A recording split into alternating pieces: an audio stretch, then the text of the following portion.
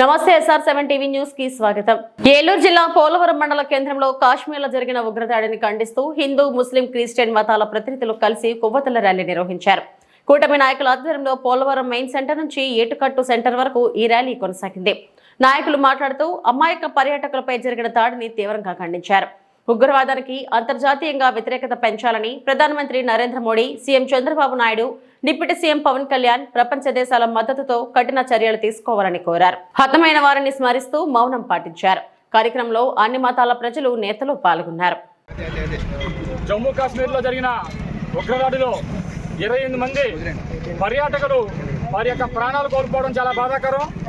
ఒక ఉగ్రవాద సంస్థ హిందువుల్ని ప్రత్యేకంగా టార్గెట్ చేసి వారు ఏ మతం అని చెప్పి అడిగి మరి బహిరంగంగా భార్య ముందు భర్తల్ని, పిల్లల ముందు తండ్రుల్ని కూడా కాల్ చేయడం, వారి యొక్క మతాన్ని చెప్పకపోతే వారి జేబుల్లో ఐడెంటిటీ కార్డులు తీసి వీడు హిందువా కాదా అనేదాన్ని నిర్ధారించుకుని అతి దారుణంగా, కిరాతకంగా లేకపోవడం కారణంతో అతి దగ్గరగా వాళ్ళని కాల్చడం చాలా దురదృష్టకరం.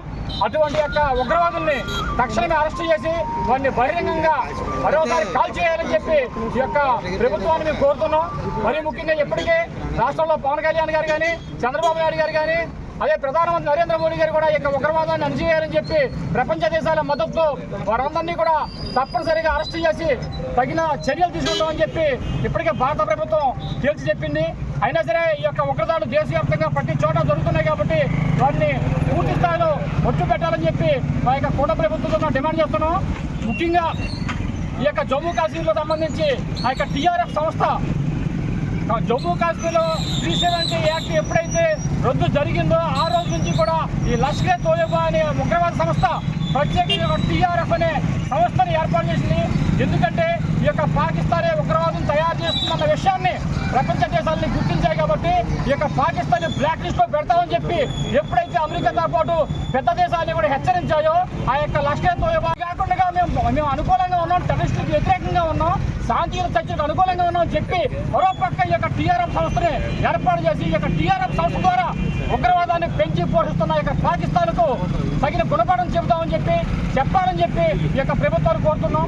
ఎందుకంటే నిన్న పశ్చిమ బెంగాల్లో చూసాం, ఆ యొక్క క్రిస్టియన్ కుటుంబాలని ఇళ్ల నుంచి బయటికి లాగి మరీ కాల్చారు. ఇవాళ జమ్మూ కాశ్మీర్లో ఈ యొక్క హిందువుల్ని దాడి చేస్తున్నారు.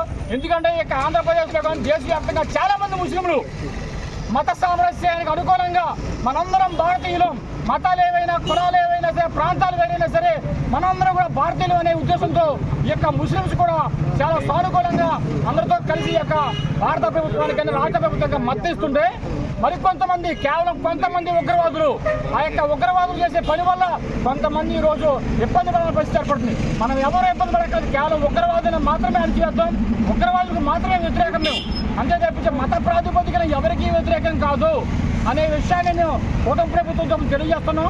ఆ యొక్క ఉగ్రవాదాన్ని అణిచివేయాలని చెప్పి, ఉగ్రవాదులను మొట్టు పెట్టాలని చెప్పి తక్షణమే వారిని అరెస్ట్ చేసి తగిన శిక్షలు విధించి భవిష్యత్తులో ఇటువంటి పరిస్థితులు రాకూడదని చెప్పి మేము కేంద్ర ప్రభుత్వం